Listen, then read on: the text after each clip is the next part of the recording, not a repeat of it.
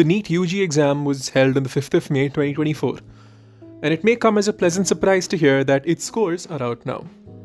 Coincidentally, they were released on the 5th of June, the day India's election results were rolled out. Some saw this as too much of a coincidence, and it can't be no incidence, and smelt a rat immediately.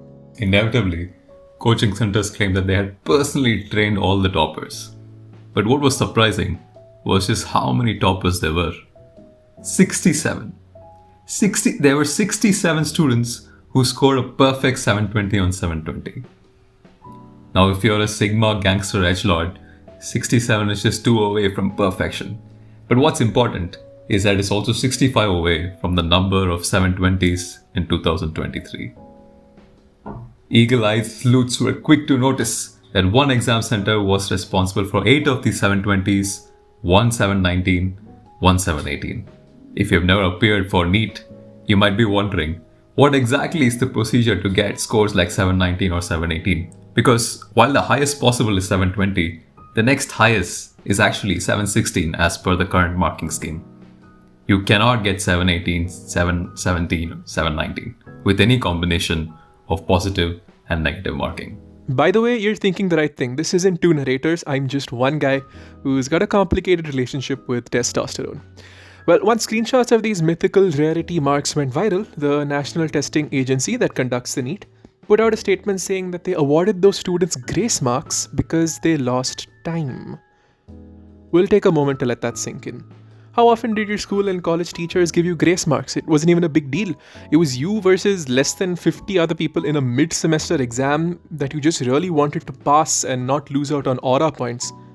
But no, those inconsequential professors ignored you and probably even shamed you for not being prepared.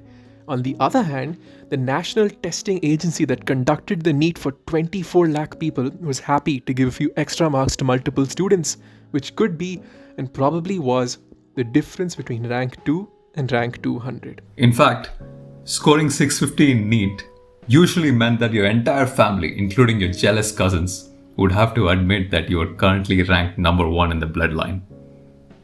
But now, a score of 650 in NEET is ranked in the 90,000s. Sure, you can get a government seat with that, but there might be a hole in that seat, maybe even a few bugs living in the woodwork, and someone definitely spilled their mixed vegetables all over it. There's probably no way you're going to get that seat you want in AIMS, even with a 700 score now, which takes an incredible amount of effort.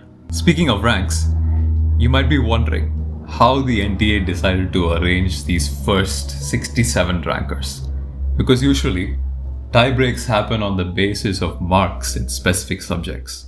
Well, since all of them got the same marks in every subject, they arranged them based on their application number. That's right, application number. Imagine facing off against roll number 1 in your class, who was strategically named like a small AA battery, and he won a tiebreaker for that specific reason.